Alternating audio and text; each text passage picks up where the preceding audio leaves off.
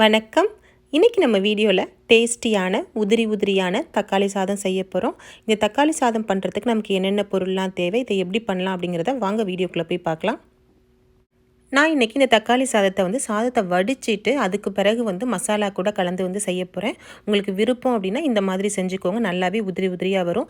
இல்லை அப்படின்னாலும் நீங்கள் ஒரே அளவில் குக்கரில் வச்சு கூட நம்ம செய்யலாம். ரொம்பவே டேஸ்டியாக இருக்கும். இதை எப்படி பண்ணலாங்கிறத பார்க்கலாம்.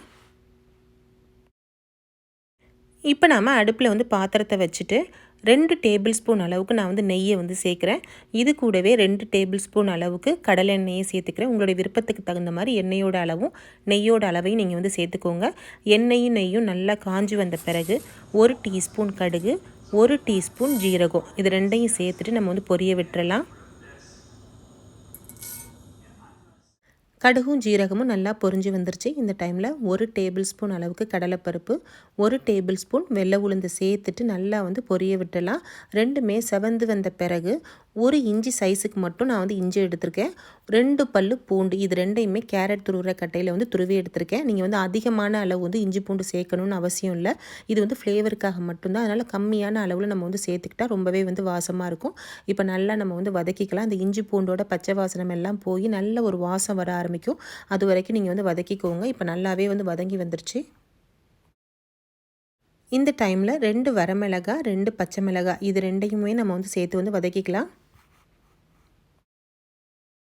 இப்போது ஒரு பெரிய வெங்காயத்தை பொடியாக கட் பண்ணி எடுத்து வச்சுருக்கேன். உங்களுடைய விருப்பத்துக்கு தகுந்த மாதிரி நீங்கள் வெங்காயத்தை கட் பண்ணிக்கோங்க. இப்போ வெங்காயத்தை சேர்த்துட்டு கூடவே ஒரு டீஸ்பூன் அளவுக்கு உப்பையும் சேர்த்து நம்ம வதக்கிக்கலாம். அப்போ தான் வெங்காயம் நமக்கு சீக்கிரமே வதங்கி வரும். இப்போ நல்லா வதக்கிக்குவோம். நம்ம சேர்த்த வெங்காயம் ஓரளவுக்கு நல்லாவே வதங்கி வந்துருச்சு. இந்த டைமில் ஒரு 10 முந்திரி பருப்பு போல் நான் சேர்த்துக்கிறேன். இந்த முந்திரி பருப்பு ஆப்ஷனல் தான், உங்கள்கிட்ட இருந்தால் சேர்த்துக்கோங்க, இல்லைன்னா ஸ்கிப் பண்ணிடலாம். இது வறுத்த முந்திரி பருப்பு அப்படிங்கிறதுனால நான் வெங்காயத்துக்கு கூட சேர்க்குறேன். ஒருவேளை வறுக்காத முந்திரி பருப்பு உங்கள்கிட்ட இருந்துச்சு அப்படின்னா நீங்கள் எண்ணெய் நெய் கூடவே சேர்த்து வதக்கிக்கோங்க. இப்போ நம்ம 3 தக்காளியை கட் பண்ணி எடுத்து வச்சுருக்கேன். இதையும் சேர்த்து வதக்கிக்கலாம்.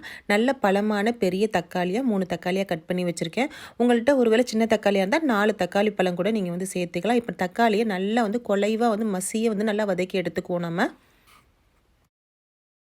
நாம் சேர்த்த தக்காளி நல்லா வதங்கி ஒரு கிரேவி பக்குவத்துக்கு வர ஆரம்பிச்சிருச்சு. இந்த டைமில் 1 டீஸ்பூன் அளவுக்கு நெய்யை சேர்த்துக்கிறேன். நம்ம இடையில இந்த மாதிரி நெய்யை சேர்த்து வதக்கணும் அப்படின்னா அந்த தக்காளி சாதம் ரொம்பவே நல்ல வாசமாக நல்ல டேஸ்ட்டோடு நமக்கு கிடைக்கும்.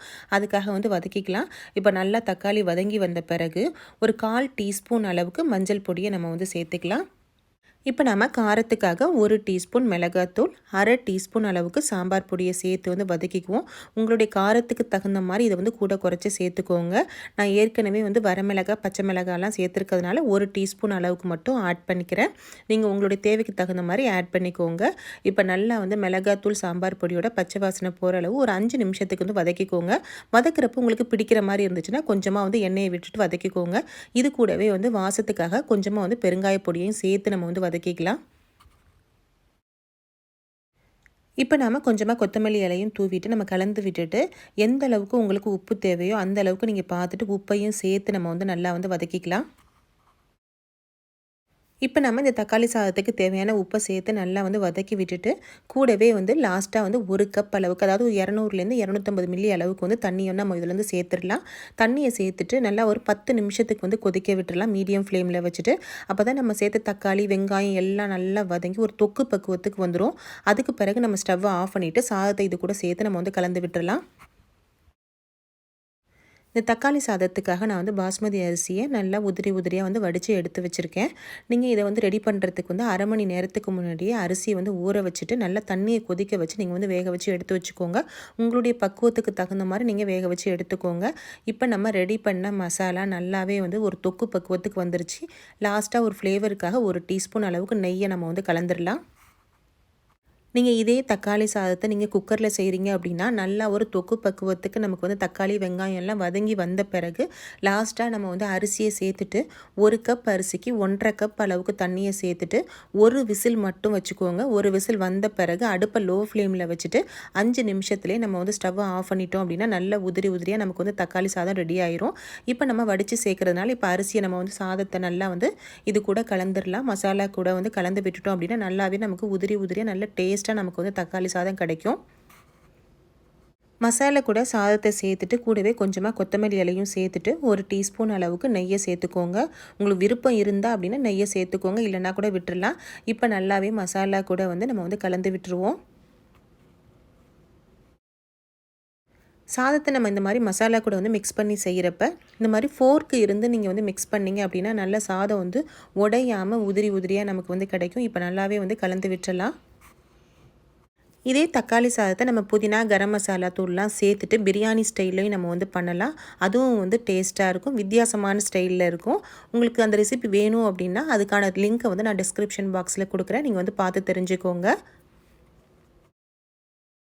இப்போ நமக்கு சூப்பராக தக்காளி சாதம் வந்து உதிரி உதிரியாக ரெடி ஆகிடுச்சு. இதை எடுத்து நம்ம வந்து வேறு பாத்திரத்துக்கு வந்து மாற்றிடலாம். இப்போ நல்லாவே உங்களுக்கே பார்க்குறதுக்கே தெரியும் எவ்வளோ உதிரி உதிரியாக இருக்குன்னு. ரொம்பவே வந்து டேஸ்ட்டாக இருக்கும். நீங்கள் வந்து ட்ரை பண்ணி பாருங்கள். இப்போ சூப்பராக டேஸ்டியான உதிரி உதிரியான தக்காளி சாதத்தை நம்ம ரெடி பண்ணிட்டோம். ஃப்ரெண்ட்ஸ், உங்களுக்கு இந்த வீடியோ பிடிச்சிருக்கா? பிடிச்சிருந்துச்சுன்னா லைக் பண்ணுங்கள், உங்கள் நண்பர்களுக்கெல்லாம் ஷேர் பண்ணுங்கள். கூடவே நம்ம சேனலை மறக்காமல் சப்ஸ்கிரைப் பண்ணிக்கோங்க. தேங்க்யூ.